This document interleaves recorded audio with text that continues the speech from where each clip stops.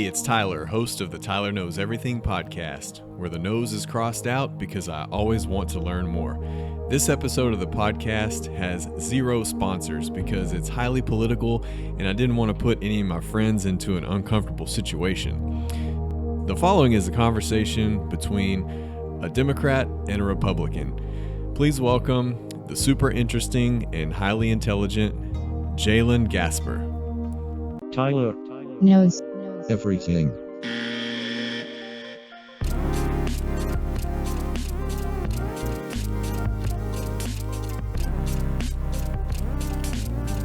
Testing 1 2 1 2. Yeah, that's good. Okay, great. All right. So what I'll do is I'll have a separate intro, on another track, so that way we can just kind of have like a rolling start. Okay, I like that. We'll just kind of jump right on into it. So, thanks for coming on, man. Of course. This is one of those guests where we're actually meeting each other for the first time here, even though we actually know each other from social media. Yeah, exactly. And we both put out a lot of content. So it's kind of like you already know me and I already know you. You know, I've got the podcast, you've got a podcast. Yeah. You stay pretty current on events and, you know, make commentary on things as they happen. So it's a weird social experiment to kind of know somebody from social media but not know them in person yet. Yeah. It's really cool though. I really like how what age we're living in. It makes it kind of like a smaller world for people, which is really cool for me because it's like I could talk to somebody from anywhere really and like develop some type of relationship, depending on how you feel on like long distance relationships and stuff. Right. That's another conversation. But. Yeah, sure. And I always try to, when I can, you know, mirror my guest's personality a little bit with what I wear for the episode. So, you know, you comment on my shirt, it's Occupy Mars, which I kind of did a spinoff of Occupy Wall Street, which was a progressive movement. Yeah. You know? That's and amazing. This, of course, is Occupy Mars, as in not a protest, but people living on Mars. Yeah. You know, and it's a little tip of the hat to Elon Musk. Of course. You know, Jaylon or Jaylon rhymes with Elon. Yeah. And you know, my dream car is actually a Tesla. Yeah, I'm still saving for one, but now I can't decide between the Model 3 and the truck because the truck's outrageous. The truck, right? Man, do you think they fixed the windows? Yeah, they definitely you could see the look on his face that he probably did not sleep at all that night and engineered the shit out of it. But hundreds of thousands of pre-orders. Yeah, So that was a lot. I mean, I really do like the truck, but the only thing is just like, man, like I've been like really I think, what is it, the Model S? I forget which model is it. The 3 is the cheaper one. Oh, okay. Yeah. All right. I think I'm talking about that one. That was the first one I seen when I was in Austin at the Domain. Yeah. And I was just like, oh my God, because it's just like, you know, what I really appreciate about you is that you're very like climate forward, like, you know, some of the stuff that you do, and I always like kind of aspire to like do stuff like that. But it's just, you know, I got to get the money first. Right. Yeah. Am I the coolest Republican you ever met or what? Right? So far. No, I actually met some really cool Republicans, man. That's good. Definitely like on the more libertarian side. I really met some cool Republicans. I hope I don't get the axe for that because I am a president of a whole Dem organization. Right. and so you consider yourself a progressive. Yeah. First and foremost. Right? Oh yeah, most. And so what is a progressive? To me, a progressive is anybody who wants to see progress in our society, whether that be incremental progress, whether that be acceleration progress, or whether that be where I like to be in the middle, which is actually true progressivism, trying to progress social values, making sure every body has a chance to live and have opportunity in the society. And so most of my views on policies are very like universalist, very like socialist leaning, but I'm not a complete like communist or anything. Right, yeah. But I do consider myself a progressive socialist. If you're familiar with like European politics, like the Fabian society, I do feel like some markets do need like a natural progression towards like being socialized, like so yeah, that just a couple things I wanted to throw out there for just what I personally believe. But progressive overall, as long as you want to progress our society, you're technically a progressive. Because back in the day, economic progressive means something totally different than it does today. Right. So, and where do you sometimes fall within people in our community? Because I know me, I tend to be almost too moderate for some of my Republican friends. Well, it really depends on the issue. I like to tell people that I like to look at it, things as definitely when talking to just average everyday people, as people don't really have an ideological spectrum. I try to really delete that when I talk to people, because a lot of people just have really normal takes on things. And so it's just I feel the moderate person we're trying to seek after is really an independent populist. So it's that's why you had Trump supporters who are former Sanders supporters. And then, that's why you have people who are say they'll vote for Joe Biden, but they won't vote for Sanders. They'll vote for Trump over Sanders. So you know what I'm saying? I'm curious if boomer Democrats will shy away from Sanders.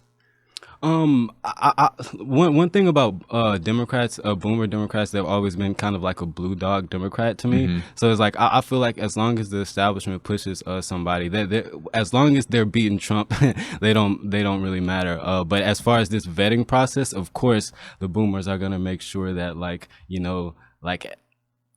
by all chance that they can, they're gonna make sure that they get at least a centrist or moderate centrist in there if they want to. But of course, I feel they're gonna coalesce around Bernie if he gets the nom. Most definitely. So you recently got to go to a Bernie Sanders rally. Oh, that was amazing, man. In Austin, Texas, right? Yes. Yeah. And I saw your video. You ran into Alex Jones, which he actually lives in Austin, Texas. So it's probably why I was there. Did you know he lived there? No, I look, I didn't because it's I'm in Austin a lot, but it's just I don't know a lot about the climate in Austin, because I focus more on the climate down here. But anyway, the political climate. Yeah, the political climate. So when I went out there, it's everybody else. But this is how I know he probably should.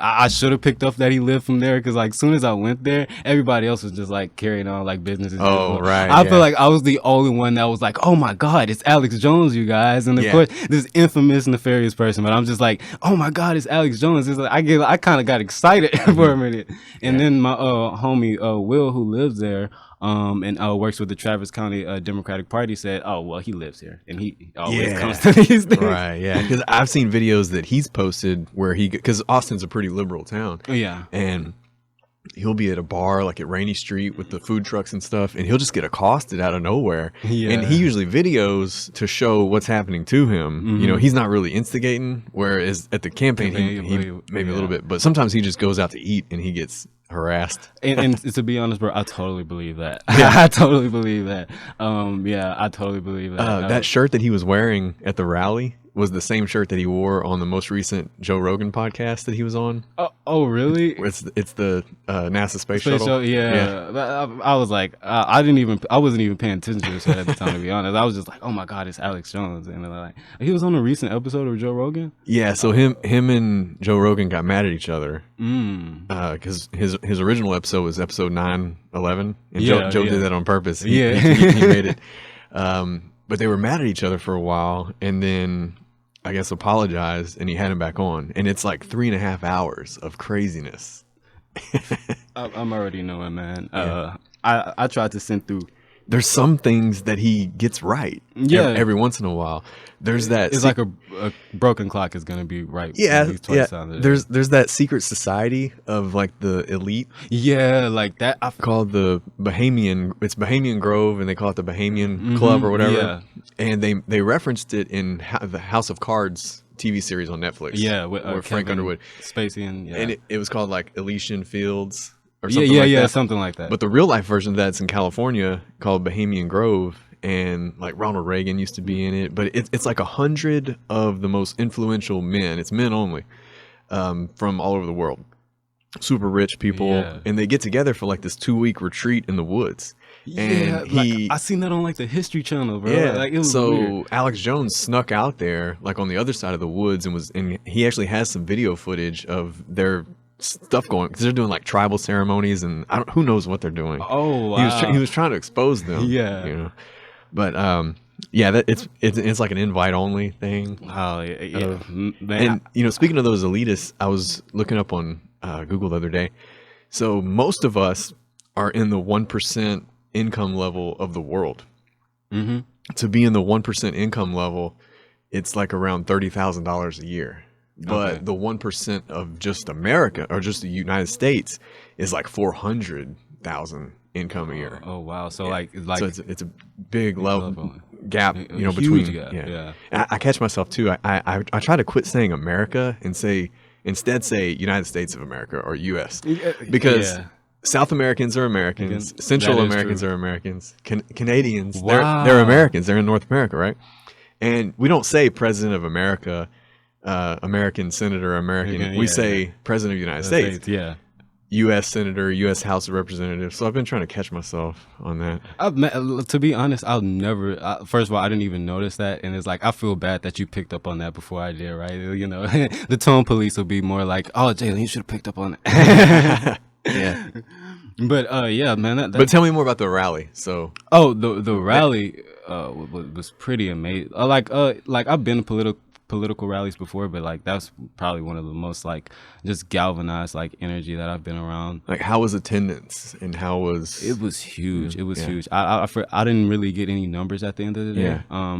But I do know that like it was just jam packed. Like it was so big that like I was hearing like echoes like every 10 seconds. Yeah. Like it was huge. A lot of people came out, and it was like amazing. It was just cool to be around that. And there was even like this one Trump supporter that came, dude, and like he was like, you know what? I'm not here to protest for Trump. I'm a Trump supporter protesting for Bernie because the DNC is trying to rig Bernie the nom. There is a lot of people that want to vote for Bernie because they feel like he got screwed over the previous election cycle. Okay, so as a Republican, I want to ask you this: is it that, or do they want to like? Because it's like there's two sides. Like, because I hear people say, because they feel like he's gonna hand Trump a sweet, like an easy victory, right? Yeah. And then there's the ones who be like, oh no, because morally it's right because he's getting rigged by the DNC. So what do you think? Like it is like, or what do you like? For me, if I were to vote Democrat,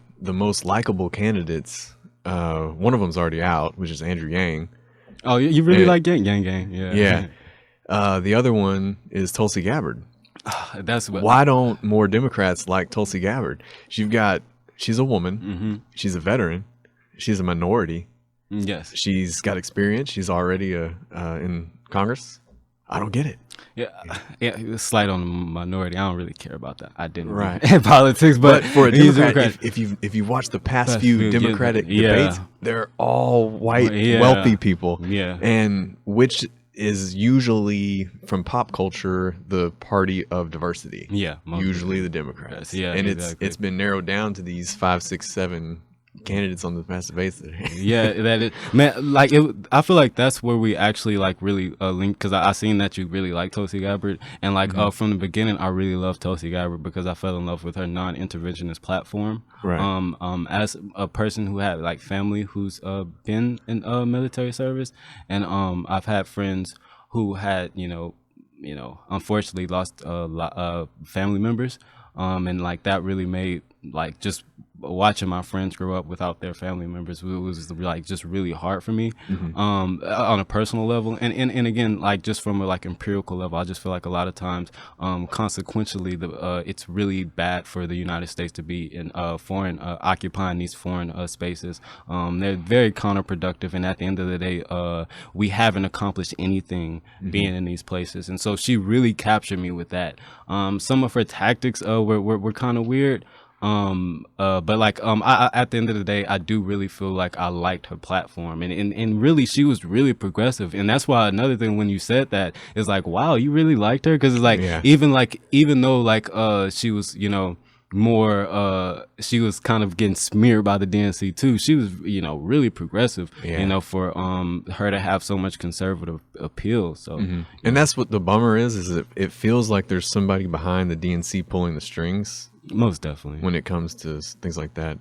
It does seem that Bernie and Trump seem to be the only candidates that produce these huge numbers of rallies. But I mean, one thing has to do with because they're like populists, right? You know, popular. And then there are the new age populists. I call it the Instagram populists. Nothing, no shade towards them both in this instance. But like I feel like man, of course you're gonna do that when when your platform is to galvanize people and not to be some technocratic plutocrat or technocratic senator who's used to doing like the incremental steps to change. When you just straight up say it how it is, like of course these people are gonna galvanize huge audiences, both Trump and Bernie. And so like I feel like that's why I feel like honestly that'll be the best competition, just because both of them have very galvanized bases. Yeah. I don't know if the young people will actually go to the polls for Bernie, because that's kind of another reason why he didn't win last time. They're down to post a hashtag, post something on social media, but they may not go to a physical place on a Tuesday or register in time, through the mail or whatever you have to do. I think if you could vote online, it would be overwhelming turnout. And I think that's where we're headed eventually. Think when you and I are the oldest people. I'm sorry, this is so interesting. I never would have thought a Republican said that. Oh my God, please continue, man. Yeah, so going to a physical place on a Tuesday during the day is archaic already. It may not happen in my lifetime, but when you and I are the oldest members of Congress or Senate, something's going to be headed in that direction to vote more electronically. Yeah. And, we're already banking online. We're already, and people are going to say, well, isn't there going to be more fraud? Well, there's already fraud, and there's no perfect system, but that would be the easiest way for them to determine that there's no discrimination, with just a few clicks and you can get it done. That is true. So, but you think, 50 years from now, maybe 100 years from now, 200, like surely if 200 years from now, if we're still going to a physical location on a Tuesday, I would be very surprised. Man, we have to get to the point to where like we can actually start thinking transhumanist, and like I really want to start thinking like past like partisan levels, but there's just some things we kind of like gotta really get out first. But I'm totally down for that. I feel like it's what we should. It's all about making it more accessible for voters to vote. That's what it's about. And I feel like to answer your statement about voter apathy and young people, that's why Bernie, it took a lot of people to even consider Bernie was a front runner, because a lot of his base was like young people. And then like we all know like older demographics. I think ages from like 60 to 65 and 65 or older are like the most people who actually vote. And so it just seems like the older you get, the more you vote. So it's like those older crowds are gonna always show up big. It's really about turning out. So even as the president of the Young Democrats, my goal is to actually up the propensity levels in this particular county. So. Yeah, I worked a polling location in 2016, and I was in Hardin County. It's a very conservative county. It's about 85% Trump. And I had people coming to me. I was checking them in. I have to check their ID and send them through the line. Yeah. They were voting for the first time ever, and it was anywhere from age 18 to 65, and all ages in between, first-time voters.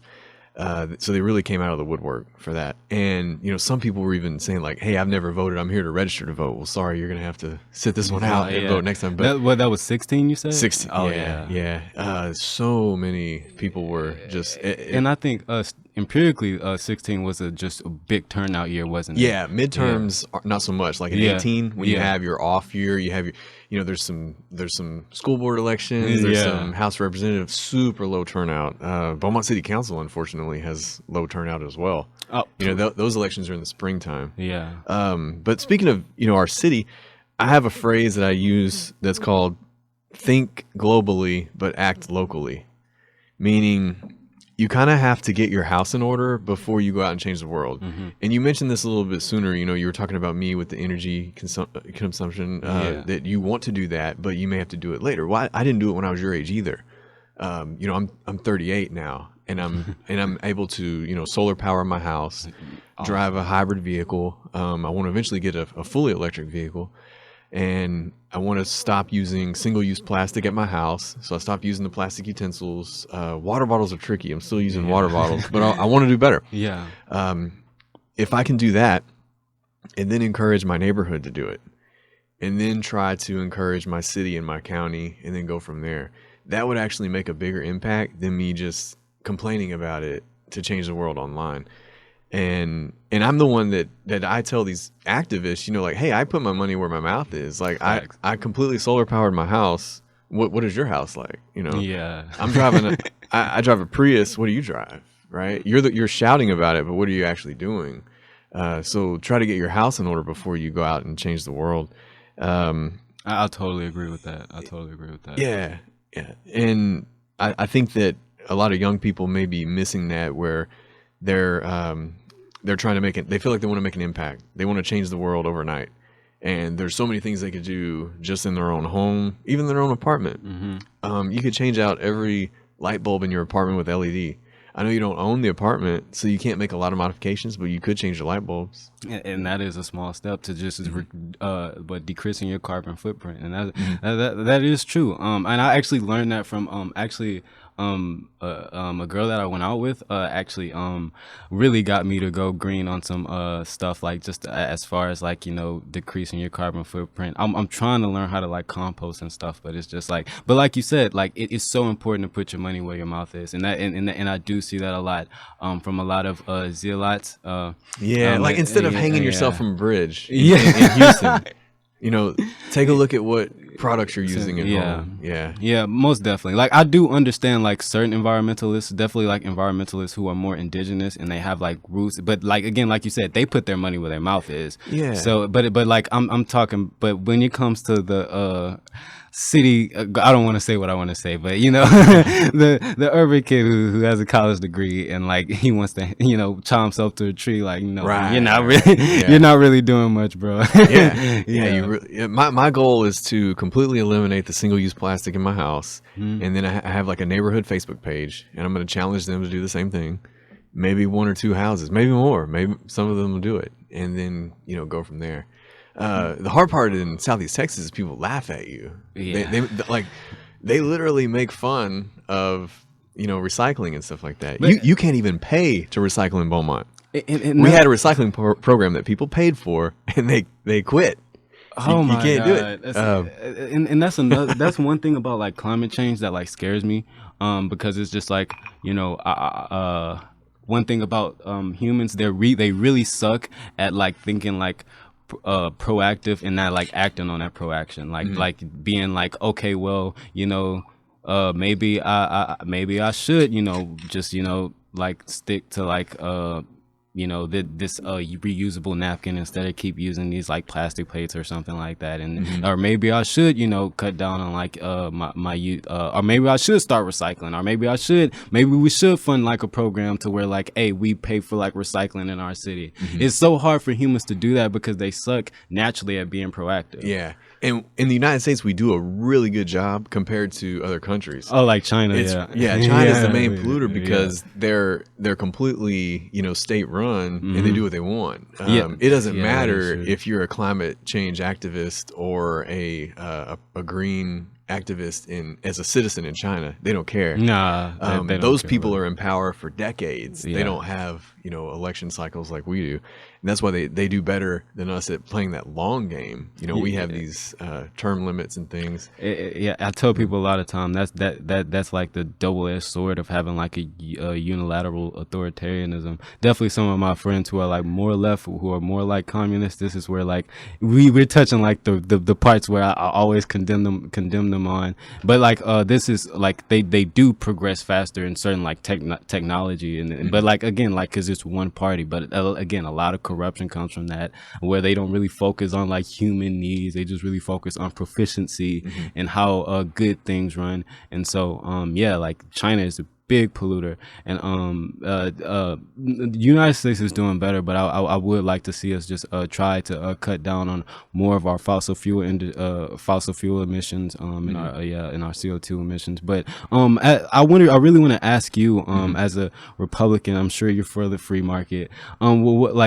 You were talking about like having a good sense of community to kind of like revert, like climate change. Do you feel like there's any like market solution to where like we can like boycott like markets to like be more like energy sufficient, or like just a more market based solution, rather than authoritarian socialism? I think that definitely in our lifetime, driving your own car is going to be like, our grandkids are going to be like, you drove your own car like by yourself? That's crazy. I think there's going to be a lot more self-driving cars. They're going to be more efficient. They're probably going to be electric. I think once we were able to overcome the horsepower issue, that changed a lot of people's minds, because when you think of the very, very early electric cars that are like the tiny smart car, look like a toy. Yeah. Well, there's no way you're going to convince a guy with a truck to switch over to that. But when Elon Musk had the video of the Cybertruck dragging a Ford F-150 up the hill by its ass, then they're like, hold on, let me consider this. Yeah. And then, Ford has an electric truck too that pulled a train, and all the electric cars are faster, 0 to 60. So that's starting to change the game a little bit.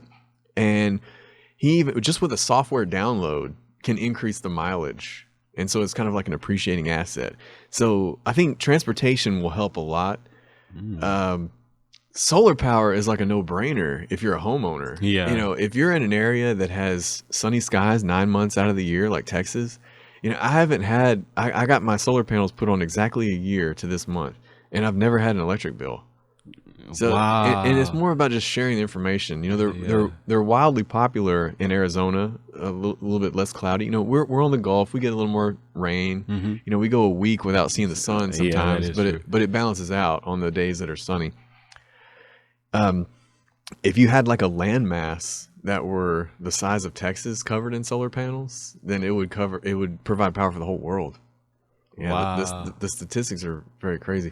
Tesla's launching the solar shingles, so you don't have to have the big panels on your roof. It can just be integrated in your shingles. Whoa, so as technology gets better, that's probably how we'll reduce that carbon footprint. And then I'm disappointed in science actually on things like fusion energy and hydrogen fuel cells. I feel like I was just about to say that's one of the main problems to why we can't use hydropower efficiently, because it's like I think a science problem is just like really encapsulating all that water and like because what they were going to use like dams, right, to fill these waters up, and then listen to this. So your city water flows through pipes all day, every day, right? 24/7. There's a mechanism of putting a small turbine in the city pipes that spin while the water goes through. So as you provide water to your citizens, it's spinning those turbines, and it doesn't impede the speed of the water. And that's something that we should really look into, because that water is going to be flowing no matter what. Yeah, everybody's using it. If you put a little turbine in those pipes in some of the mains, then that could produce power. Because really, for an electromagnet that Nikola Tesla invented, the 3-phase electric motor, all you need something that spins. Okay, that's why we have windmill power. That's why we have hydroelectric power. You need something that spins, and you want something to power that spin for you. So the water, the wind. So you think we can usually use all all simultaneously for like different like uses, like because like you said, like we're gonna basically be essentially like using the same water we drink, right, to power like because it's like one of the main things I heard about it, and while about when I was researching climate change, is that like it was just so hard to like really encapsulate all that water that all that water that it would take to power those what were they CV cells, or what are they called, the actual little things that the hydroelectric cells? Hydroelectric cells, that actually like power it, like, and so like so that's what I kind of like seen, that like that was the big problem with like hydropower, is just like how to like really fit like all this stuff. Yeah, and, it's like if really, you look at a water tower, you've got that huge pipe that drops down. Yeah. And so water has to level. So if you're in a building, you got to have the water tower higher than the building to equal the pressure. To pressure.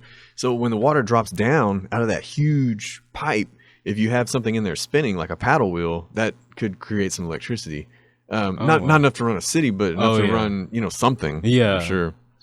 Yeah. And then, so back to, Bernie and these debates, when you put Bernie with short sound bites, when he's having to like raise his hand to talk, he sounds crazy. If you put him in long form discussion, he's a likable guy. Most definitely. He did the Joe Rogan podcast for about an hour. And he was more likable. He made sense.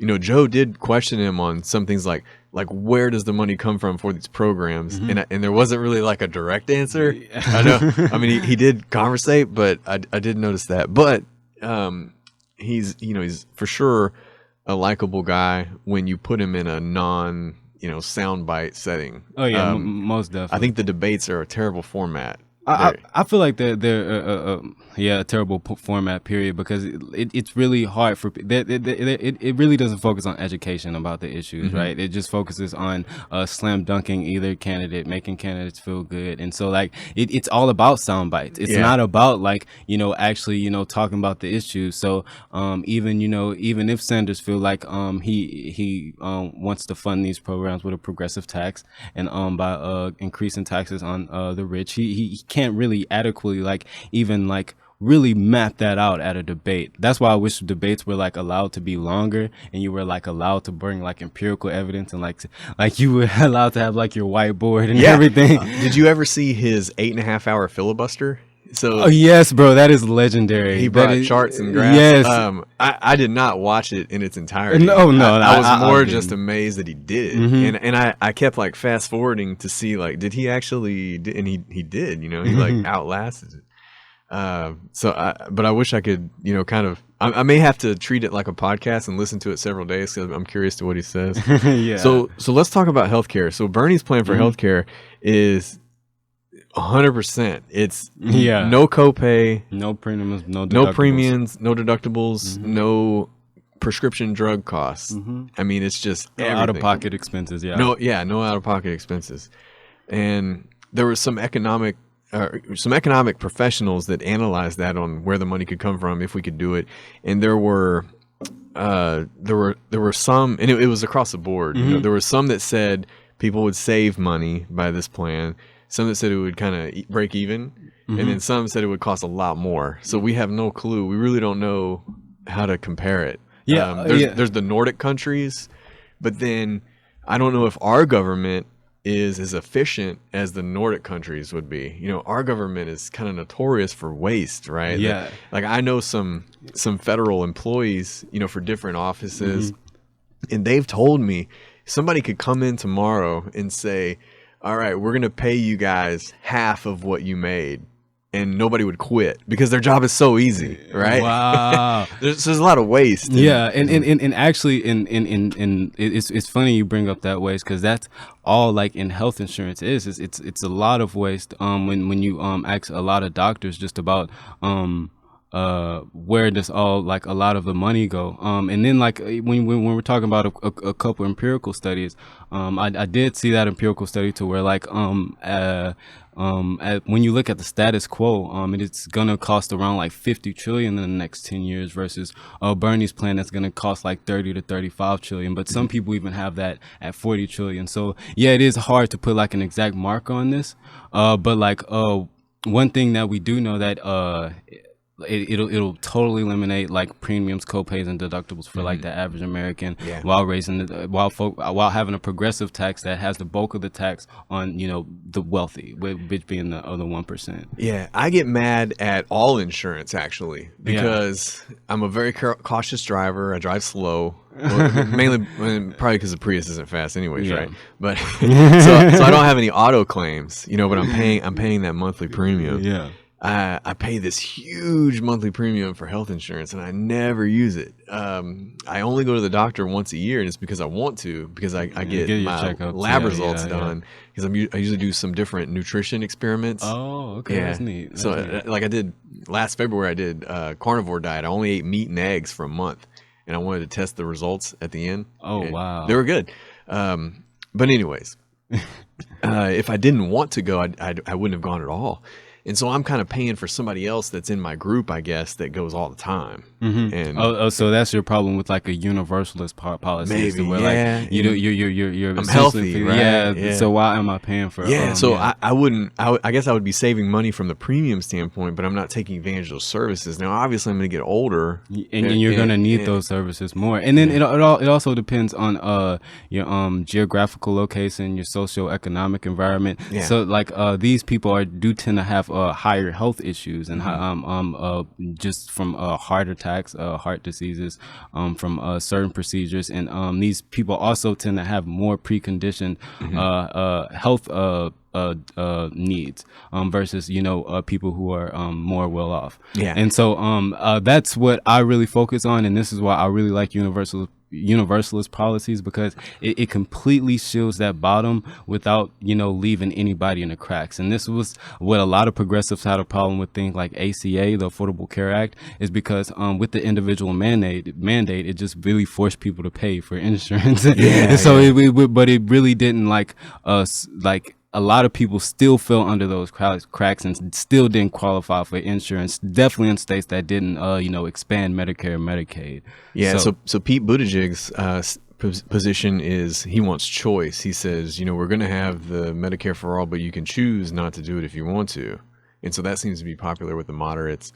But I definitely don't like the current system, because if you look at people that have really high or they're in poor health, they have some conditions that they can't help, they're genetic or whatever, or they have a catastrophe like cancer, they kind of fall into three categories. They either have a GoFundMe account to try to sort their medical bills. That's crazy. There's definitely a problem if they're having to do that, or they're having to choose between, I've got heart problems and I've got diabetic problems. Well, the heart is more of a concern than this, and they're having to choose which medication to get or which procedure to get. That's a problem. That's a huge problem. And then the third is out of network. Okay, so exactly. There was a case where a lady, she didn't want to get picked up by an ambulance because the ambulance was too expensive. So she had a friend take her to a hospital that was further away because the hospital was in network. But then the doctor that had to operate on her was out of her network. Wow. So then she gets an out-of-network bill for the doctor that was in the in-network hospital.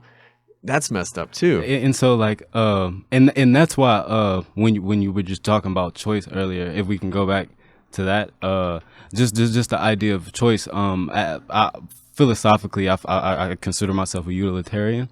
So I look at a utilitarian predeterminist. So I look at choices very like, because I understand some choices are a mirage and some choices are already like predetermined, depending on circumstance. And so with the idea of choice, when it's like, okay, what can I choose if my doctor is out of network when I go to this, this hospital over here? Like what exactly am I choosing? I feels like I'm only choosing how adequate my insurance is by how much I pay into it. That's what it seems like I'm choosing. So it's like, where does that choice lie? And even under Medicare for All, Bernie has even said that, you would have choice for, what doctor you go to, what hospital you go to. So it's like when we're talking about choice, I really want people like Pete Buttigieg to really explain that. Now, look, I'm for a multiplayer or a single payer. I just lean more towards a single payer, because I feel like just looking at places like Denmark, Finland, right? I feel like the more we push towards like a socialized solution for at least healthcare, I feel like that'll be the most adequate way to look at it. Yeah, I like that. I just don't have confidence in our government because they have a single payer system, which would be the VA. But like TRICARE and stuff like that. And the VA doesn't really have the most positive reviews. Yeah. And one of the things about like programs like that, like even though we still have to understand like what I don't like about the VA, they still don't even have like a universalist stand for it. Like when you look at things deep into the VA, you have to qualify for like certain like percentage of benefits, like which is like to me, I don't feel like that should even like be like a thing. Like soon as you serve in our military, you should completely like have like because my dad served in the Navy. Oh yeah. Nice. And so like I feel like, you know, some of those benefits should already be guaranteed to you, like 100% full stop. And even like with things like Medicare, Medicaid, you still have people who don't like necessarily qualify for that, just because they make too much on paper, but really, you know how, you know, paper really doesn't matter.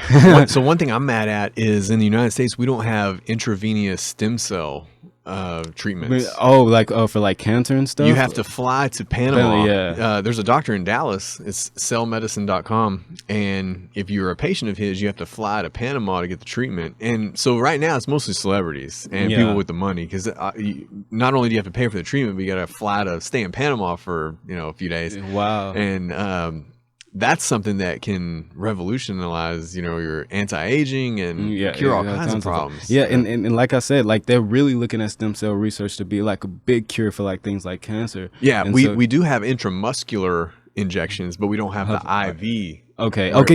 Can you explain the difference for me real quick? Yeah. So let's say I'm working out and I hurt my shoulder, right? And I don't want to get a rotator cuff surgery because I'm an athlete.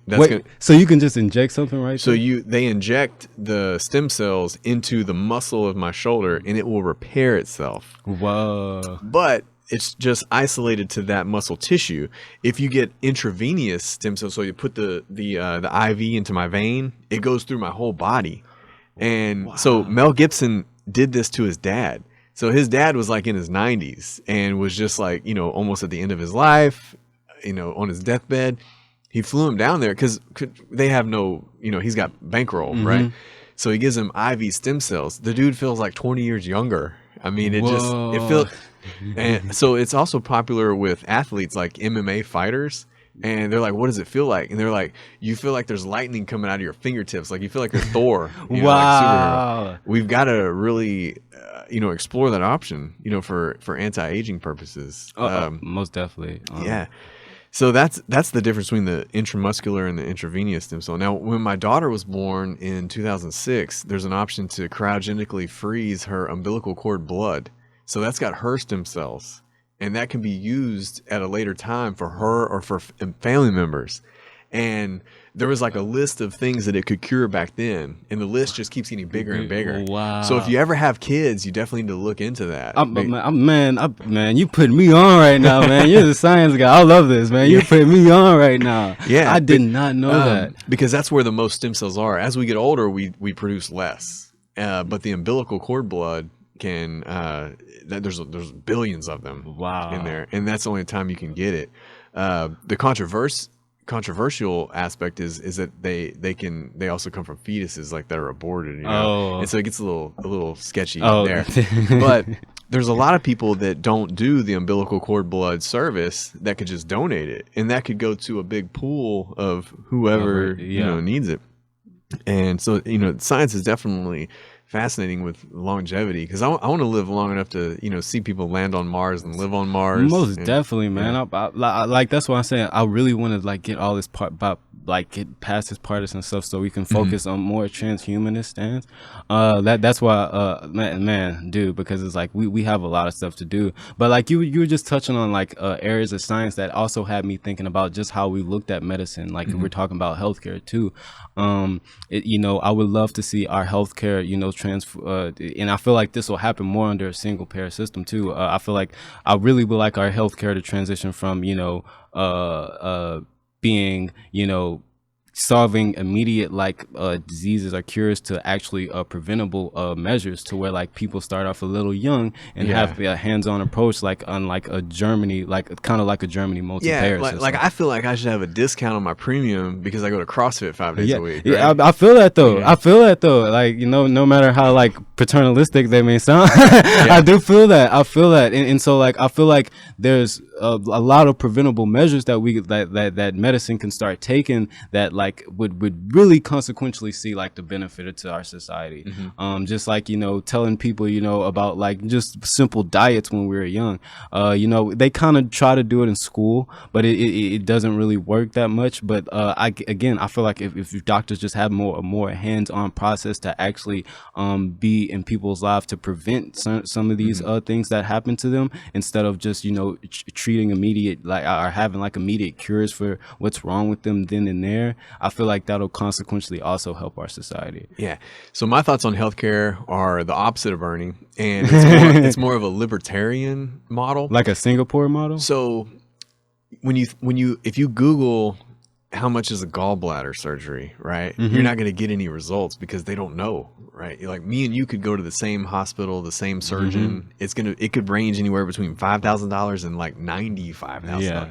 But if you Google elective surgeries like LASIK or cosmetic, you know, a lot of supplemental services. Then you get hundreds of responses and they're competing for your business. You know, like if you Google LASIK for your eyes, you're going to get like payment plans, you're going to get coupons, you're going to get ads. So what if we did that for all services? You know, you have a place that, you know, we've got how many urgent cares in Beaumont? What if you had like Stitches R Us? You know, you go here to get your stitches, and it's advertised pricing. So we don't know how much stuff costs now because there's no price list. And so think about it like if you had grocery insurance, you wouldn't care about the prices. You wouldn't get the ramen or the ground beef. You would get the fillets. You're like, I don't care how much it costs. I got the grocery insurance. Give it to me. But if you had advertised pricing, you would know ahead of time like how much this service costs, and somebody's going to advertise to get your business. So I was kind of thinking, you know, we take care of the old people, we take care of the poor people, and everybody else in between. You have competition that's trying to compete for your business. Oh, okay. And so that's my thoughts, I guess. So you feel like in that competition, just to kind of like totally like understand your position in that competition, that would drive prices down for a lot of stuff, right? Maybe, because when you think like when you go to, so vision's a tricky one because not a lot of people have vision insurance. Yeah. So it's a lot of cash pay, and so you call them up and you say like, hey, how much is you know, a visit if you have insurance? You know, it's like $160, but it may be this on your copay. Well, okay, how much is it for a cash patient? Oh, it's $40. Yeah. Well, why the hell isn't it $40 for everybody? Yeah, right? Exactly. You know, you all of a sudden you get this magical discount when you're a cash paying patient, and what if everybody was a cash paying patient? And I was actually just listening to a podcast that was kind of centered around this. But continue.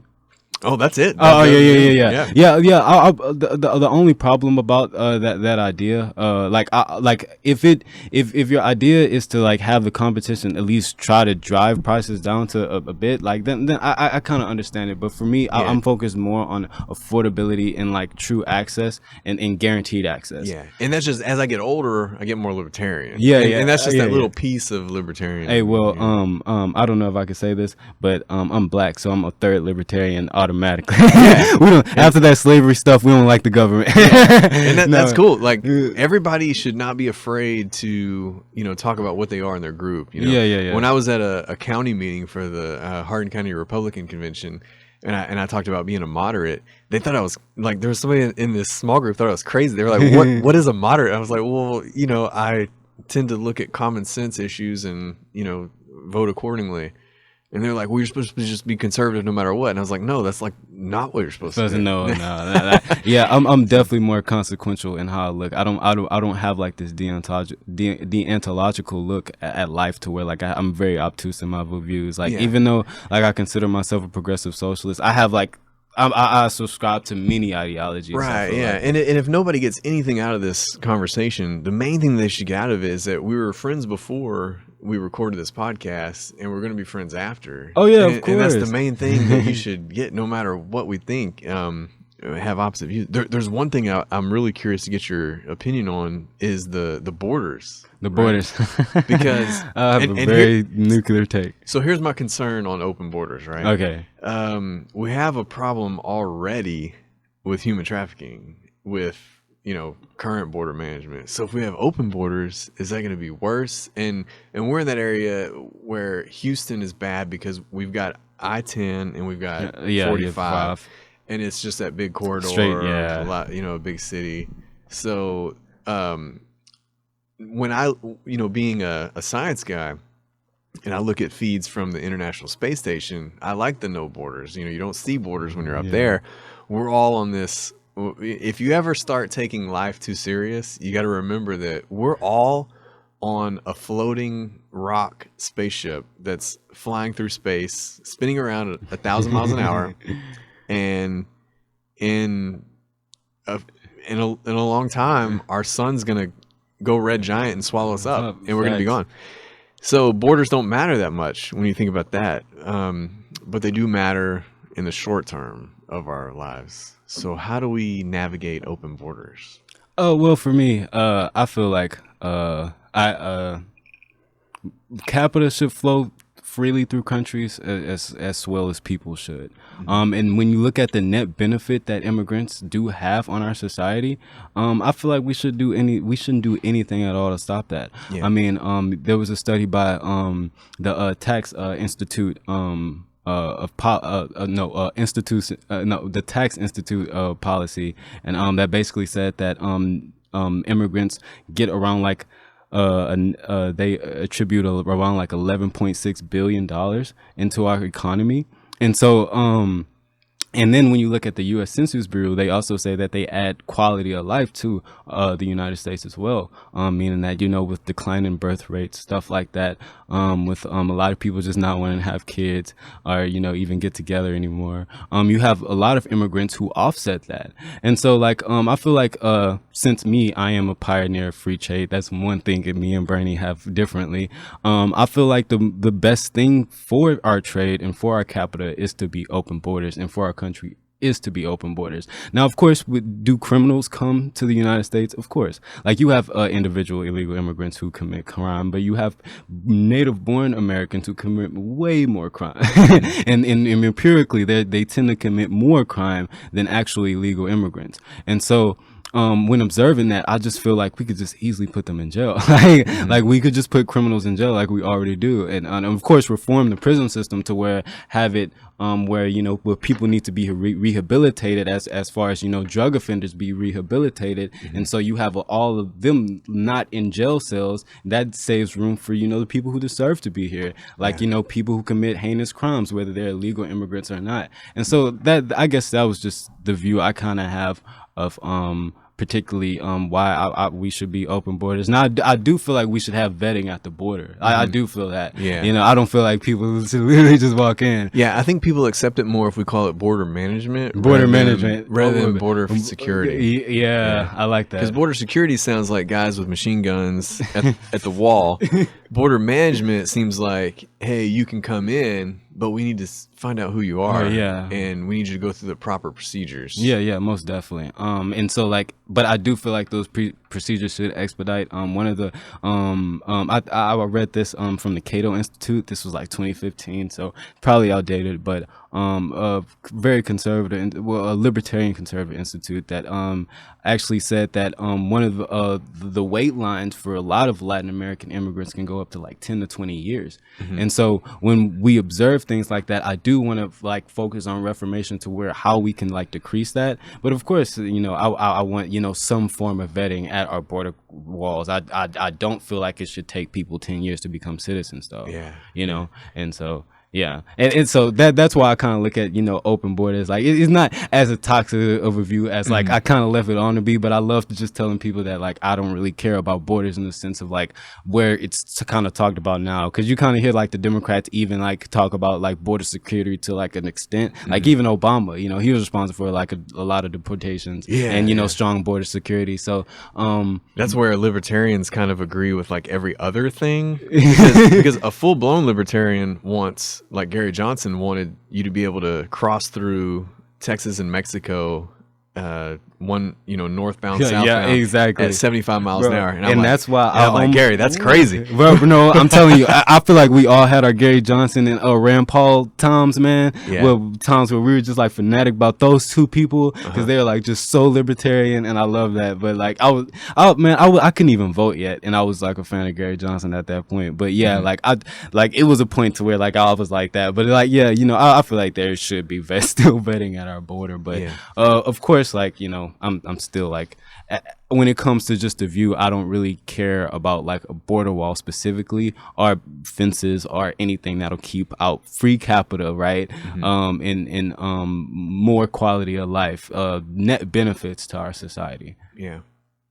Well, I was curious, you may not always have the opportunity to sit down with a fellow Republican. What questions do you have that you're curious about, like from the other side, that I can help with? Well, you kind of answered my most of them probably did. Yeah, like you really answered my healthcare one really good, and I actually want to like talk to you more about that one day, and like in the near future, because that like you really answered that because it's like I was wondering what was your idea on like the Singapore model that kind of had like government paid like they have like Medicare Shield, Medicare, like these programs to where like they give people money like to fund, but like the people themselves choose the networks and choose where they go. Yeah, Singapore is an interesting country because Singapore like requires you to assimilate. Like, there's no like if you go to San Francisco, you can go to Chinatown, you can go to even our town of Beaumont has like a Hispanic area.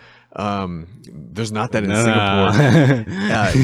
You have to assimilate, and there's cameras everywhere. Like very, very Big Brother. Very, remember the American? This is when I was in high school. Actually, there was a United States citizen that went on vacation over there and he got in trouble. And the punishment was caning. Like he was going to get lashes with a cane. Whoa. And they were like, "Well, you can't do that. He's one of our citizens." And they're like, "He's over here. He committed a crime. He's gonna get lashed." So it's wild. Whoa. Yeah, I didn't know anything about that. Yeah. That was kind of when I was a kid, and so it kind of put a red flag on me. Like, okay, don't travel to Singapore and cause mischief. Right? I feel that, but I really just said that because it's like in that, like though, you still have an idea of choice though, and that's what I particularly like when I was like. I took like this deep dive into like certain healthcare insurances, particularly like France, Germany, Finland, Canada, and Singapore, the most talked about health insurances. And what particularly stood out to me about Singapore is that it had that element of choice that everybody talks about, but it's just like how it was funded. It was so crazy because it was like they give you like a fund to start off with, the government, and to where like after they give you that fund, it's up to you, but depending on like the networks that you choose, because like the actual health insurance itself is private. Just how you fund it is given by like it's like monopoly dollars from the government. Yeah, I like that model because think about if you had unlimited car care, right? Yeah, you're not gonna drive your car very cautiously. You're gonna drive it like a bat out of hell, right? Like, it doesn't matter. So it's kind of like your body. If you have unlimited bankroll paid by someone else, then you're gonna eat at McDonald's. You don't care. There's an incentive to take care of yourself if you're having to foot the bill. The best grades that I ever made in college was when I paid for it myself. Right? I feel that. And you can kind of I guess apply similar logic to some things in life. Yeah, I feel that. Okay, another question. Yeah. Okay, I have another question. What do you feel about like as far as like I gotta ask this. I'm sorry, I have to ask this. I don't want to be a SJW. We haven't talked about social issues this whole podcast. Oh, okay. But what do you feel about like the LGBT community? Yeah. So first of all, I'm mad that the government is involved in marriage at all, even heterosexual marriage, right? Wow. Okay. Why do I need permission from the government to cohabitate with another human? Right? It's crazy. It is crazy. I guess I know you need the formality so that I can put that person on my employee-sponsored healthcare plan. You can't just put your friend on healthcare. But that's crazy, right? So regardless of your sexual orientation, I don't think you should be getting a marriage license anyways from the government. I think the government needs to stay the heck out of the bedroom. That's an ultra rare libertarian take, and I love it. Yeah. I love it. Because actually, me and my sister actually talked about it, like the idea of like not having like marriage license at all. Because like, why do we have to like be held down by the state, right? Yeah. Yeah. I joke about it with my friends that sometimes they go and, you know, they post a selfie with their license, you know, and everybody's saying congratulations. And I always comment, hey, that was nice of the county government to allow you guys to cohabitate together. Because that's essentially what and it it makes is. them think like, they usually laugh, of course, but it makes them think, you know. So I guess just really with that, I guess that just over time, just because it became the social norm, that was considered a right. And so like for a lot of people of the LGBTQ community, they wanted that same right to coexist and, you know, be in that civil union, I guess. Yeah. So, you know, I think, and I could be wrong, I think the Republican Party as a whole, you know, the state and national convention are softening up on social issues over time, especially as we get older. You know, in 2016, I went to the state convention, and I was like the youngest dude there by like 20 years. wow. But that's changing. And you know, a lot of people my age and younger, they just don't care. You know, they said do what you want to do. I feel that. Yeah. I feel that completely, and I'm glad when I hear people, because it's like, when it comes, like I told you, when it comes to Republican Party, I feel like I can really only I have like the best conversations with like the libertarian type esque to where like they really feel like they're principled in their views, and and you're very principled in your views, by the way. Now if you go to the Democratic convention, there's going to be a lot younger audience. Oh yeah, and there's going to be celebrities. Yeah. You're not going to find that at the Republican convention. Yeah, it is going to be a lot of older white people. I'm just going to be honest. But it's starting to shift. They're only gonna live so long. Yeah, I totally feel that. But I mean, I feel like they have Jacorian Randall. He's running against Joe Justitel. What you feel about that? Yeah, like Joe's been in there a long time. Maybe he's gotten complacent. Maybe and hats off to Jacorian, first of all. And I'll tell you this, because Texas House of Representatives is not easy to do if you're a young man. Yeah. Because first of all, you got to be in Austin for 6 months out of the year. There's not a lot of employers you can say like, hey, I'm going to deuce out for half a year. Yeah. And, I still kind of need you to pay me. Because what do you get, like $5,000 a year? You don't get near the compensation and that you I brought deserve. this up. We had Senator Brandon Creighton, because they're all, just like Joe Justitel, they're all independently wealthy lawyers, business owners. Yeah. And I posed the question. I said, as a young man who is an employee, how could I ever even consider running for Texas office and not be independently wealthy? He's like, well, he didn't really have a good answer. But the answer was that the Texas founding fathers set it up that way so that you'll be so dedicated to the Texas legislature that you'll do whatever it takes to make it happen. And, I kind of like that, but there's all these positions like city council, you can keep your main career and then you just do that on the side. Right. Once you get to, say like county judge, that's your career. Constable, that's your career. Sheriff, that's your career. Texas House is tough, man. If you're not a lawyer that owns your own law firm, or you're independently wealthy, I don't know how you could do, or retired, and that's what a lot of them are. Yeah. You're not going to find guys my age and your age on Texas House, and Jacorian's young. So I hope that he has some mechanism for helping him along with that. Most definitely. I like because I'm far from a Republican, but I when I seen him run, I was just like, oh my God, this is amazing. Because me personally, just from a progressive left leaning standpoint, I criticized Joe Justitel for dropping the ball on the criminal justice reform bill that was in the past legislation.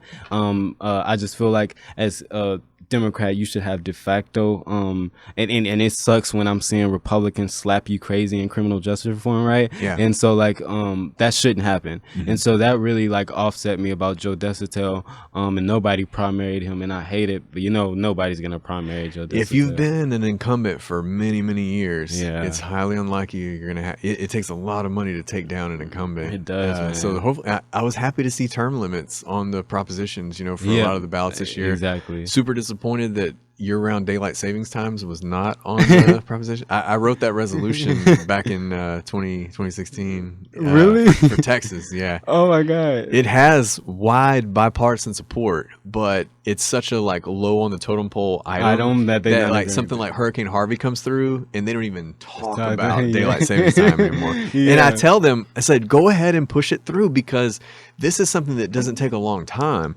Like Harvey support takes a long time. Yeah. Daylight saving is like, well, okay, yeah, let's do it, right? Arizona doesn't observe any time changes. They stay in the same time all year round. Yeah. Hawaii, Alaska, so, we can do it too. Man, I will campaign with you for that. Yeah. And then another big thing that I'm personally, involved in that I'm passionate about is father's rights. You would have and I just know this because I'm a divorced man that has kids. It's an entire uphill battle to get equality. Okay, women scream equality everywhere except when it comes to the family court law room. Then equality goes out the window. And this is a descriptive truth that I even had to like tell my sister who's like a devout feminist. But yeah, like when it comes to like, civil court and like, just having fair representation as far as the legal courts that come, like dudes get a lot of short ends of the skins. I have a personal friends who got a lot of short ends of the stick. So like, okay, I don't want to go too personal, but like it's okay. Okay, I'm fairly open about most things. Okay, great. So just as your personal experience, what do you think we can do to like revert? What should the courts do to like revert that? Like okay, when you say father rights, what are you standing up for? So in my opinion, typically a dad does not get 50-50 time with their kids. They typically get first and third weekends, and maybe if they can, a night during the week. And that's it. Oh, wow. And then on top of that, they're paying an exorbitant amount of child support that's way more than what the kids actually need. Mm-hmm. It's just going to supporting the previous ex-wife's lifestyle. Exactly. They also pay 100% of the health insurance, and then they pay 50% of the out-of-pocket expenses after that. And then they pay all the extracurricular activities. There's some horror stories about just bankrupting dads, that what the default could be is default 50-50 time, 1 week on, 1 week off, if or whatever configuration, and you share the expenses. Now, there's going to be a lot of dads that can't do that. There's a lot of shift workers. They may work 7/12. Obviously, they can't do that. So then you would move to the next step. But let's not start way up there and then have to fight your way back to 50-50. I had to fight my way very expensively with attorneys to get even 50-50. And it should start with that and say, like, can you pick your kids up from school every day? Yes. Okay. You're a good candidate for 50-50. Not everybody has that schedule. I realize that. And so then it would escalate to something different. So that's my main stance is they're in this whole checklist of the mom gets the house, the mom gets the kids, and you're like, what is going on? Like, why is there not a conversation? The judges don't even want to hear it. They tell you to go out into the hallway, discuss it with your attorneys, and a lot of guys just don't know. They get worn down and they just kind of they're upset, they're depressed, and they just sign away. They don't know, and it's harder to fight after the fact. So, and it's crazy because this is like a very like, and that's where liberal counties actually are better. They're more open to having the dad be involved in it, because it's proven that having fathers involved in your child's life produce a better child. Yes, having indubitably fatherless houses, you have behavior issues. You have all kinds of things. And it's a pipeline. Yeah, like you said, it's a pipeline to bad behavior essentially, and then depending on your socioeconomic group, that's a pipeline to crime. If you don't have a 2-parent household, it's with specifically a mom and like just a 2-parent union. And here's something super interesting, and this is like super secret, but I'm gonna share it with you and everybody's listening. My 2 listeners, I guess. Can I have some more? Yeah, man. So we got the Johnny Walker Black Label. Brought out the fancy stuff from my boy here. Oh man, don't bring out the fancy stuff for me, man. I'm a socialist. So there's a thing called the Freedom of Information Request Act, right? Mm-hmm. Any public record you can go request from a police station, from a county government, from anywhere. After, I guess it might have been post 9/11 they started that. Okay. So that's probably why you could see mine. Well, I have a friend who's working on something for requesting all the amount of police reports due to child custody difficulties, like, hey, the mom wouldn't give the kids back, or, vice versa, whatever. Oh, wow. And there's like, pages and pages of them. And then requesting how many times the DA, that case was presented to the DA, and it's like 0, right? So there's like hundreds of police reports, and then it gets reported to the DA 0. Not and one. After some of these Freedom of Request Acts were presented, they like freaked the fuck out. And they're like calling, like, why are you asking this? We're like, it's public information. Exactly. Just fill it out, right?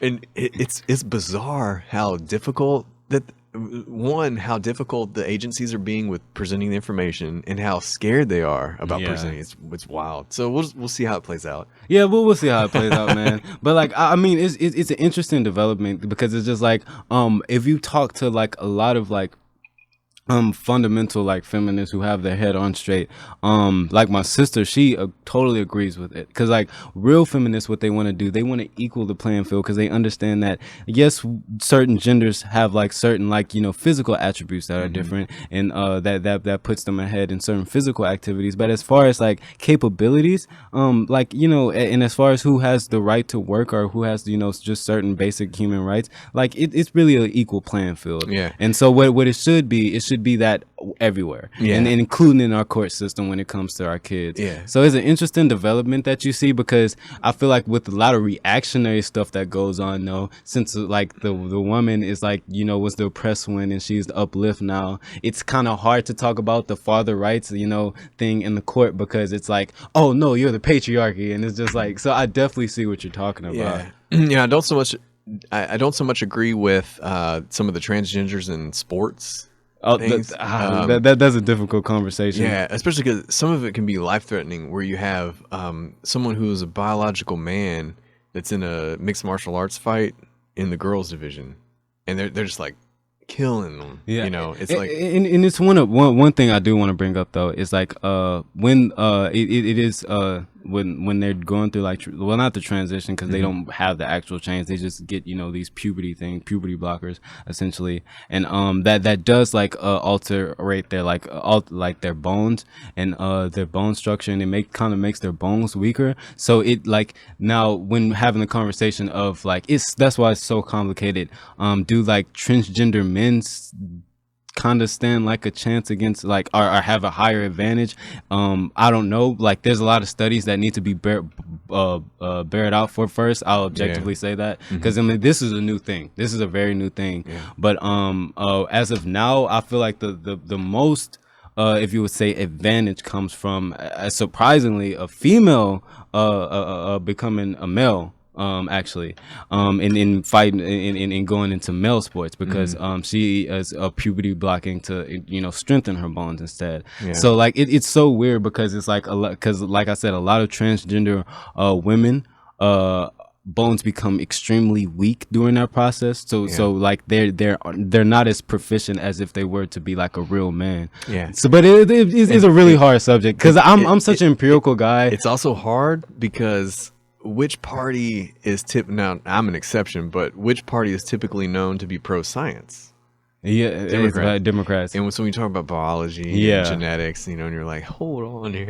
And then there's a lot of social science that comes into play too. So it's just a lot of stuff that really takes just empirical measures as far as the sports thing. Because it's like, really, I have an idea to where like, why are sports even like casted by gender anyway? There's a lot of women who like play better than men in a lot of sports.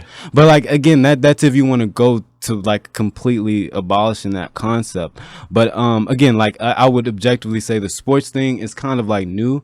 But as far as like, people being identity, like, they should, people should be able to express whatever they are.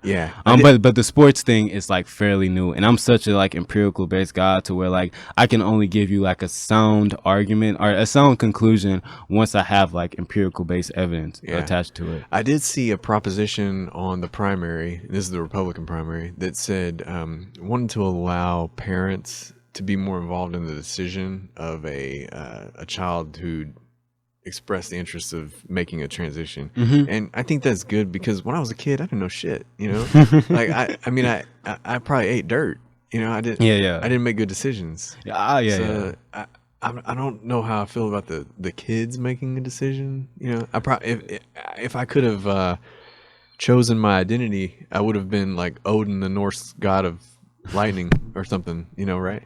Yeah. I don't feel think you know. that. I don't think you know shit until you're like 25. Really? Yeah. How old are you? I'm 25. But no. But yeah, no. I understand that concern. But again, this is where I kind of appeal to like science done by pediatricians. They actually had a study done by Olsen Kr. He's a pediatrician, a very prominent one, and it said and it was a meta-analysis of the current studies of social transitions in youth compared to social transitions as like an adult, meaning like an identity transition as an adult really didn't have like much as an effect as a kid, and their parents accepted them. As an adult, when you seen people transgender or transition into another sex, they had a lot they had elevated levels of oppression, anxiety and depression, and a lot of this is done to because they never really had that acceptance as their identity. And so since they don't have that acceptance as their identity, all they really feel is like pressure and denial from their social groups, or contrasting social groups, and that's being cishet or cisgender people. And so, but what Olsen Kr did see in this study is that people who not transition, because you don't have the actual sex change until you're adult, but with people who had the social transition to where like they socially accepted themselves to be the gender that they weren't born, you've seen that people who had parents that actually accept that at a younger age had lower levels of like social anxiety and had lower levels of social depression.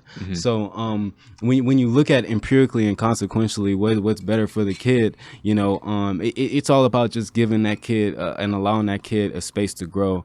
Now, like, you know, as far as like actual surgeries, I feel like even science agrees with me. Like, we shouldn't like have actual surgeries until like they're an adult and they like can actually decide that. But as far as just, you know, having that that sense of Social identity. I feel like empirically so far we see that it does benefit the child. You know. Well, another thing you might find surprising, in 2016 at the county convention for Hardin County, I convinced the county to put forth a resolution for medical marijuana. Really? Yeah, they were super against it in the beginning.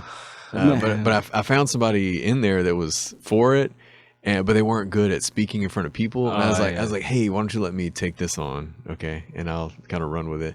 And I proposed it from more of a science, medical, medicinal benefit. You know, there's crazy research of all the benefits of this.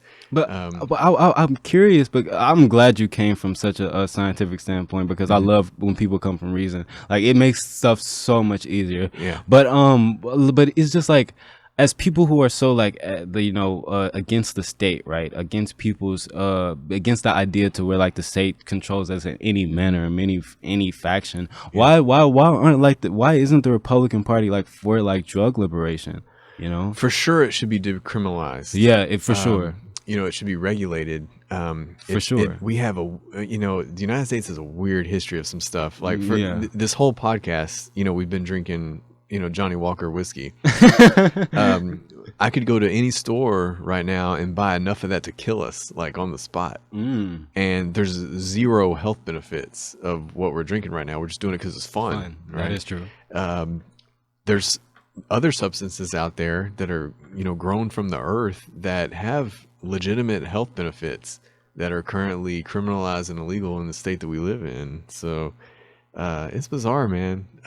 You can drive a few states over and it's completely legal for recreational use. Yeah, exactly. And then hemp, if you list all of the things that hemp can do, from like construction to exactly, building material, like manufacturing plastics. It and sounds stuff like you're making it up. Yeah, it sounds like you're lying, like fictional sci-fi science. Yeah, right? But you really can, and you go back in the history, and there's like a lobby against it, from other materials and things that lobbied against that because it was such an easy material to work with. So Yeah, for sure it should be decriminalized. It's going to be an awkward moment, when there's all these people in prison for it that what do you do with them? You got to let them out, I guess. Yeah, right? and essentially expunge their record. Definitely if you're gung-ho on like morals and everything, and right? I like the states' rights. I like that the states created the federal government. So in law enforcement, the FBI is over everybody, right? Yeah. But from a states' rights perspective, we are in control of the federal government because the states created the federal government. Yeah, the states make up the federal government. So states should be in control of what they want to do. But I don't like that there's some states where it's completely legal and there's some states where it's like prison for decades. Yeah, because at the end of the day, we are kind of like the same nation, and this is where like I kind of feel like if we're gonna have like basic belief systems as far as just as far as how we treat people, I feel like it is imperative to kind of like handle this on a federal level, because this is like holding people back, nationwide, like nationwide. I mean, as far as when you're talking about people who are disproportionately affected by crime and drug offending crime and drug related crimes, like at the end of the day, drug is a human issue, and that's why I'm kind of glad that you kind of like steer towards the people like Andrew Yang and Tulsi Gabbard, because they were the only ones who talked about drug decriminalization. There's some lab created drugs like meth. Oh yeah, that's the like that's just some made up shit. Yeah, but cook a dope in the but marijuana seems to have some legitimate medical benefits, for anxiety, depression. Yeah, exactly. And it's the foremost question is, why the hell is alcohol and cigarettes legal? And that's what I want to say. Like, this is like I try to think of things from a consequentialist view, but I also do feel like the state shouldn't have like certain control of certain stuff, because it's just like, I mean, it also makes us happy, man. Like right, like this is cool. Like this, I bet you this. It's social, And exactly. I'm conflicted because I'm on this mission to where like I want to live till I'm 100. So a lot of my friends, they'll have like a glass of wine every night, kind of unwind. I don't do none of that shit. So it's got to be like a birthday party or a special guest on a podcast, because I don't drink on every podcast. So you should feel honored, right? Oh wow. But so cheers, my friend. Cheers. but yeah, just very rarely. I've really cut it down. I've got friends that are starting up cigar clubs. And I'll go and I'll support them. I'll maybe like puff on a half of it, but I'm on a mission to outlive everybody, right? And that does require you to have some sacrifices. Yeah, there's probably some carcinogens in some of that stuff. Oh yeah, definitely. Anytime you're inhaling something, there's some carcinogens. So don't y'all be careful because of that. Don't just because it's not tobacco doesn't mean like it doesn't have carcinogens. Yeah. So you go for the gummy bears then. Oh yeah, it's edibles. 100% edibles. Well, let's do like option. Maybe one more question. You think? You got anything else on your mind?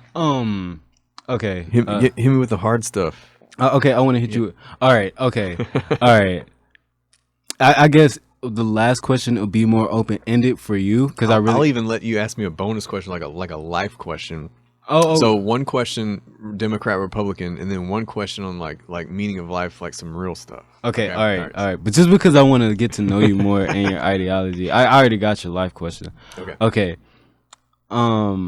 Wait a minute. What's the rating of this podcast? 5 stars. 5 stars. Not. And that's just because I have a small circle of friends that rated it 5 stars. Okay, that's great. Dude, in all honesty, I'm approaching 5,000 downloads overall. Wow. And it's worldwide.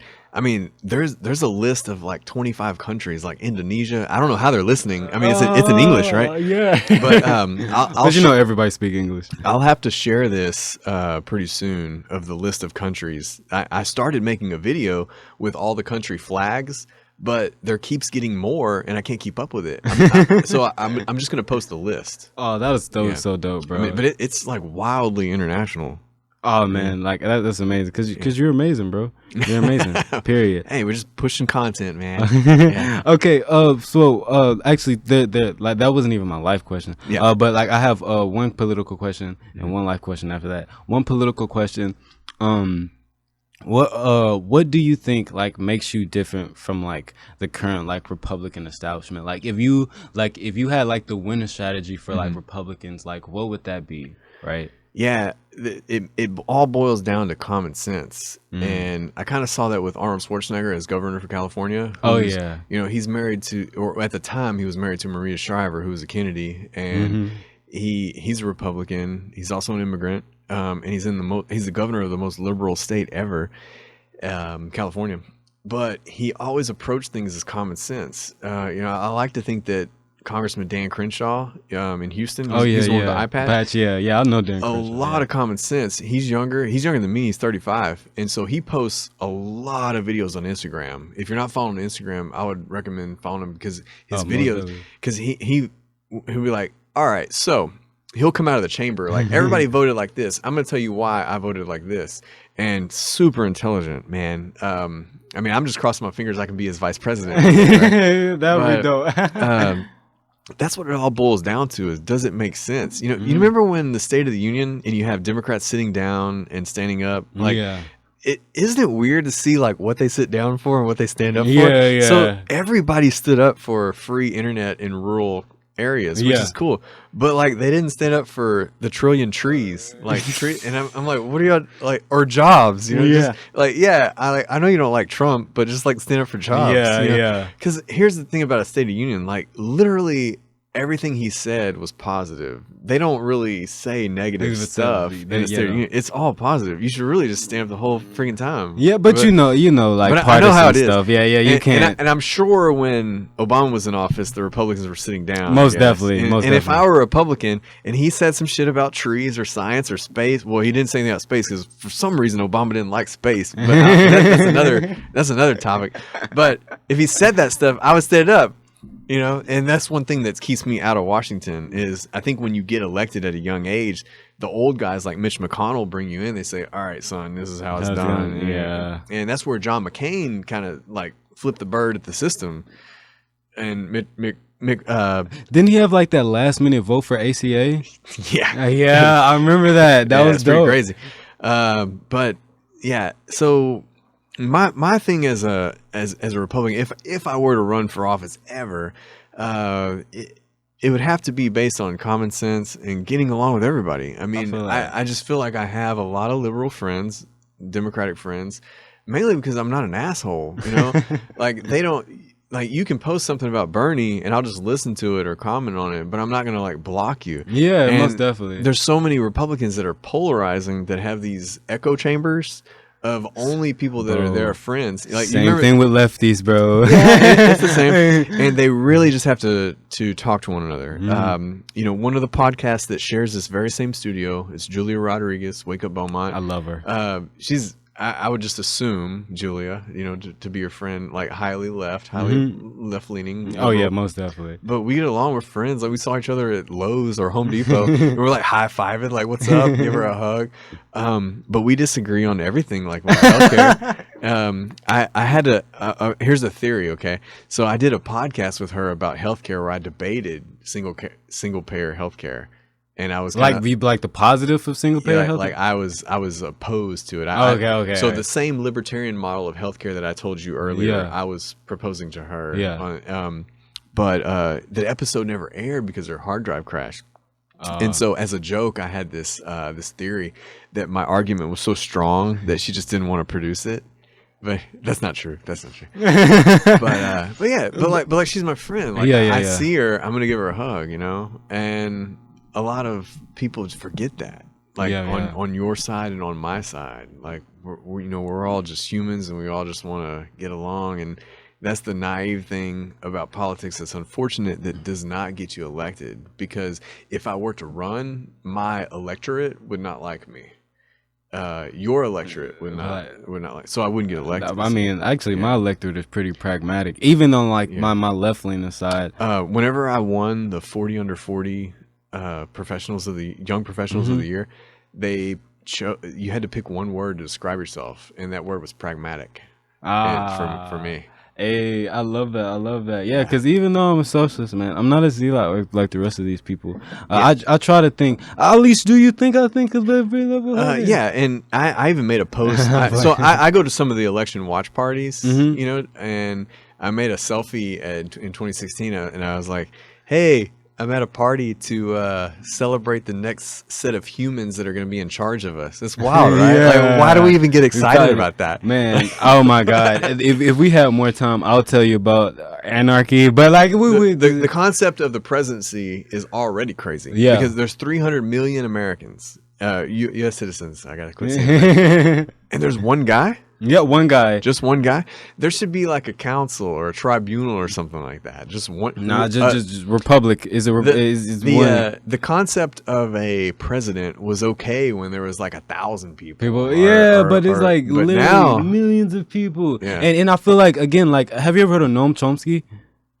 I've heard of it. But tell me what it is. Noam Chomsky, he's this philosopher slash linguistic slash everything. This guy does everything. But what he proposed is something called anarcho-syndicalism, and it's basically the idea to where like we don't depend on state nor markets. We depend on people. And it's going to get to the point to where like we can't think in the form of a democracy anymore. We have to think in a form of people and what they individually want to do. Yeah. And in this goes from like, and this spans from like just social attitudes, meaning that they can't control me depending on what I want to express. This goes for like criminal things depending on what I want to do. Like it's going to get to a point in society to where like humans are going to emulate something of God's. Yeah, right. I mean, there's been, not real gods, but you know what I'm saying. Yeah. There's been historically like 6 or 7 extinction level events on Earth, and we all need to cut the shit and work on the next one. Exactly, which could be an asteroid. You know,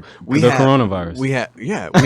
We have zero plans of what to do if there's a near asteroid event. Like we can't stop it, and we should all be focused as a planet on that. So with that being said, ask me your life question. My life question. Okay. All right. If it's any advice like you can give like a young 20-year-old as far as like how to, because like I want to like give you some context with this question, because you know from my side the difference in like Republican and Democrats a lot of times comes from how we think of like economic agents. And a lot of times in the Republican Party we think of economic agents or economic people as people who could, like, even if they started off with bad opportunity, with a good tweak in the markets, they could do well if they just follow these certain steps, right.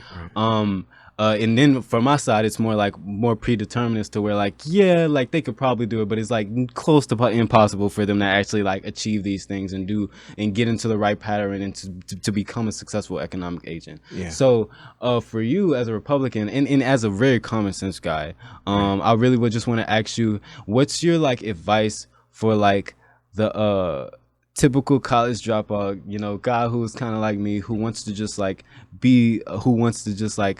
you know, think successful and like, you know, basically like get out of this rut of like depression and like hating himself. Like, what is your advice for like the typical 20-year-old guy? Man, you know, I recently made a career change, and I was at a company where I was like the favorite, you know, because I was providing an immense amount of value for that company. And, you know, people liked me. I was kind of like, quote unquote, irreplaceable, because there's not a lot of people that have those talents to do social media and sell. I've always been in a sales position, okay? And you know that from social media, you see the activity. You have to figure out a way that you can bring value to the table no matter what you do. How can I bring value to my employer? How can I make them understand that I can do something that other people can't? How can I go the extra mile to promote this company on multiple social media platforms, and, you know, show up on time, stay late, hustle hard, hustle every day. You know, basically follow Gary Vaynerchuk, and that's my guy. You know, that's my guy. You know, he produces different content on LinkedIn called 64 pieces of content. Yeah, exactly. And you've got to get into that mindset of you may not be in a sales position, but everything in life is sales. If you think about it, okay? You've got to sell yourself to a significant other to want to be with you. You've got to sell yourself to an employer to want to continuously employ you. What is the minimum wage, right? Some people would say it's 7 whatever the fuck. All right? But let me tell you what the real minimum wage is. The real minimum wage right now is 0 because you have to make yourself employable. And I've got a little speech out on YouTube called I gave it to a group of high school students. It's like things I would have taught my former self, or things I would have taught my younger self.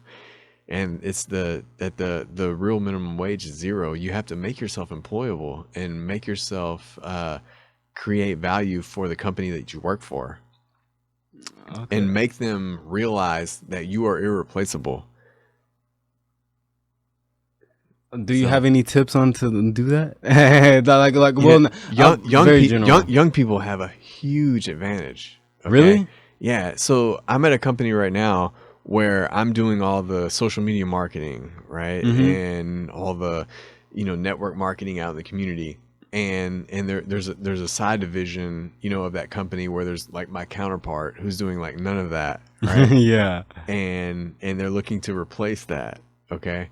Because people, the business owners, they don't even have a Facebook account, right?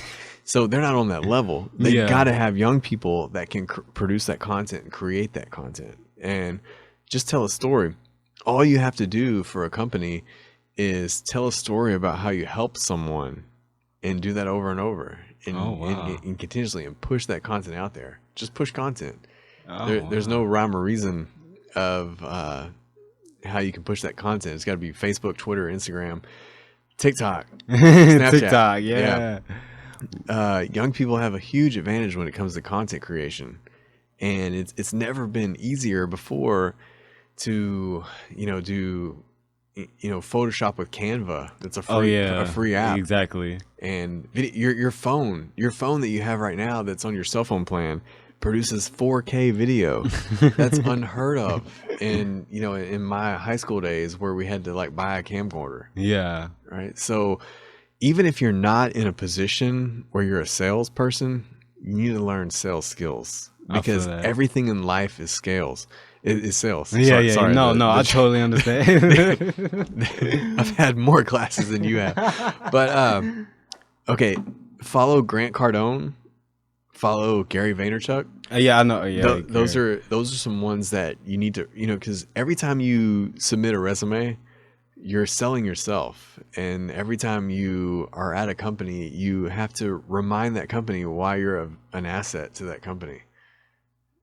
I love that. I love that, because it's just like a lot of times with just the the rhetoric, the political rhetoric.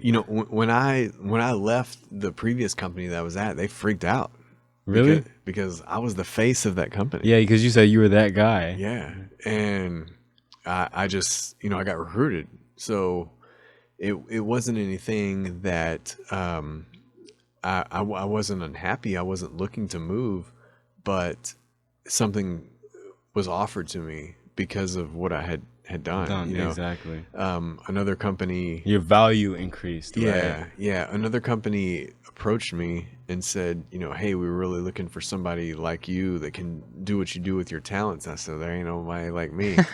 And you had the stock to say that. I love that. I love that. Because like I was just about to say, this is just with a lot of stuff that goes on. Sometimes, and it's not the fault of either side, but sometimes you just feel like you can't make it, right? Yeah. And so like that was so much nugget of knowledge for me, because it's like, I was in college or in school, I was always taught that's how the market works, value creation, right? Yeah. And so like, I never really applied that to myself. So you have a podcast.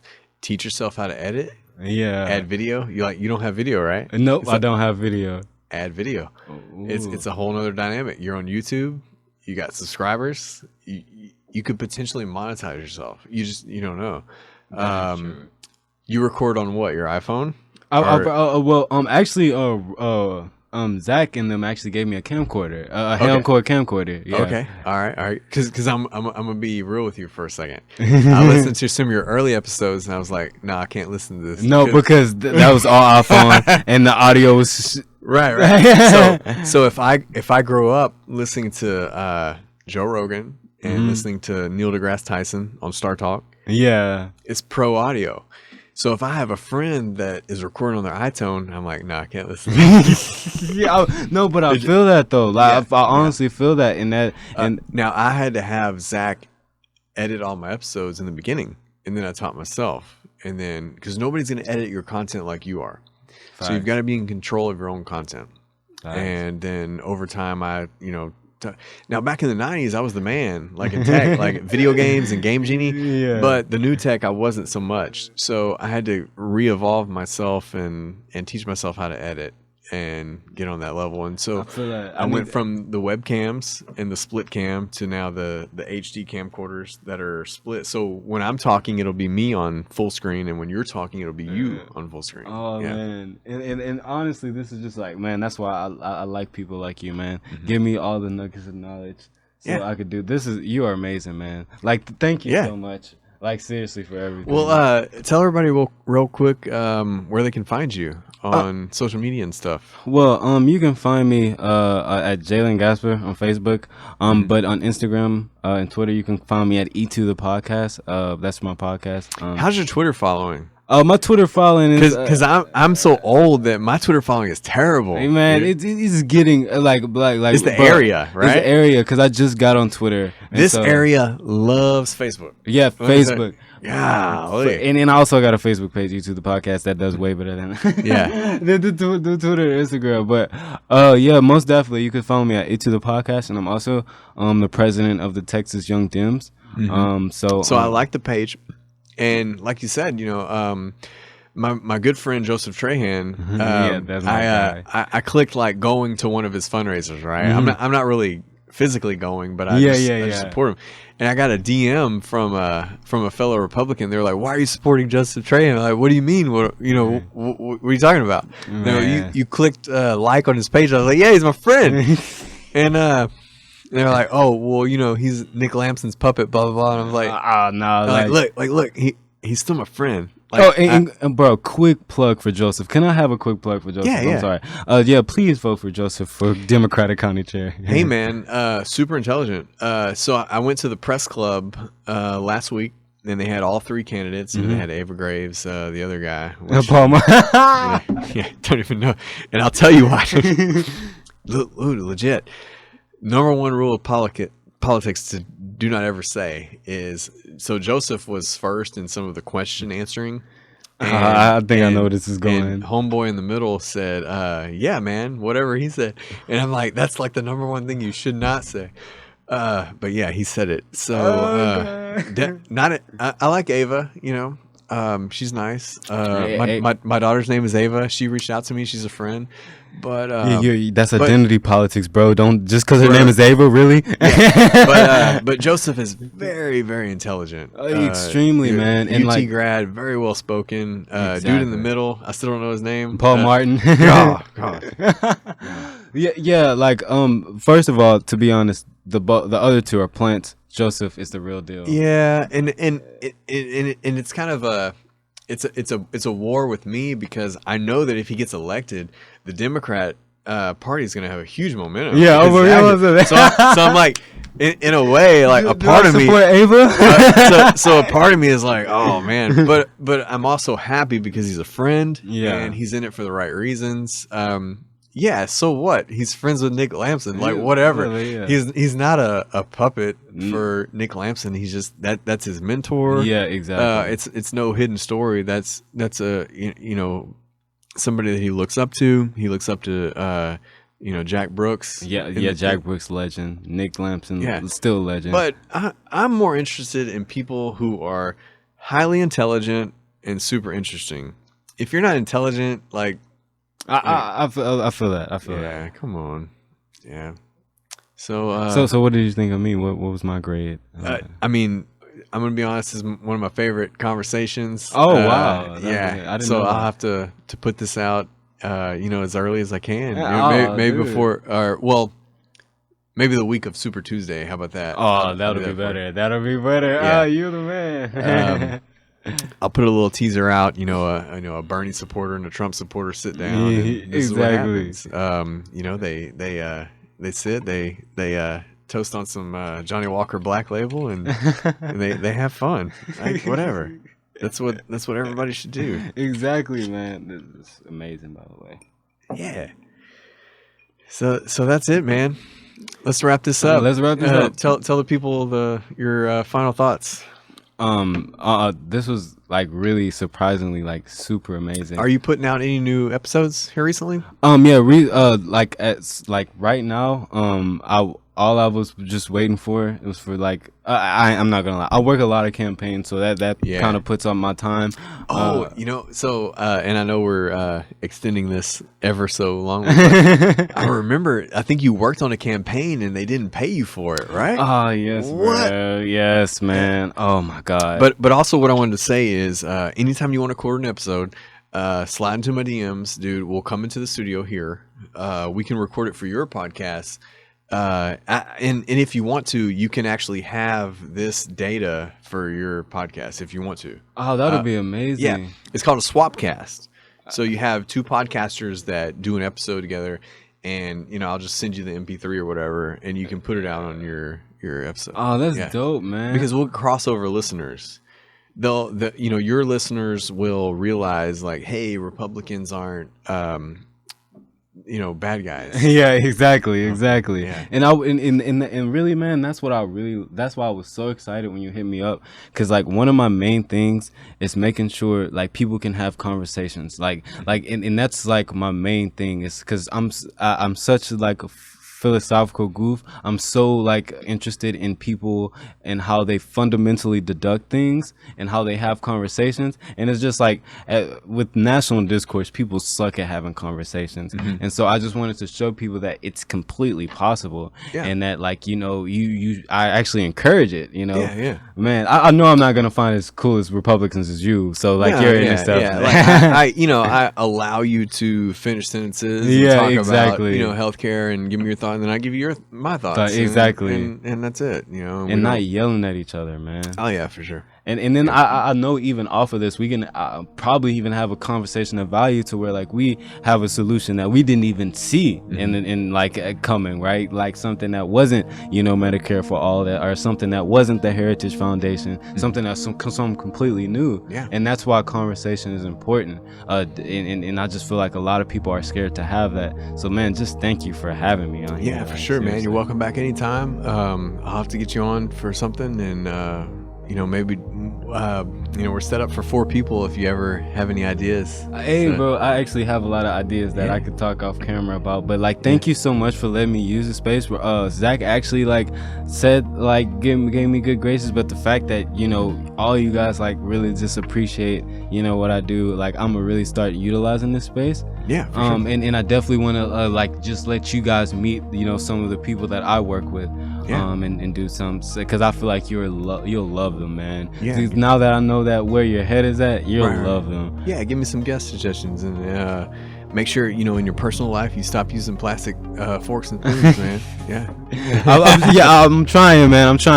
Yeah. You are the climate change sage, right? Yeah. You're the climate change sage. I like that, because you don't advocate for it. You're not braggadocious in your climate change, so I call you the climate change sage. Yeah. So yeah, there's a small slim chance we might screw up this planet, but hey, we're gonna occupy Mars, right? Yeah. Oh, well, and that's what I'm waiting for. That is what I'm. All right. Well, we'll see everybody next time. All right. Thanks. See you later.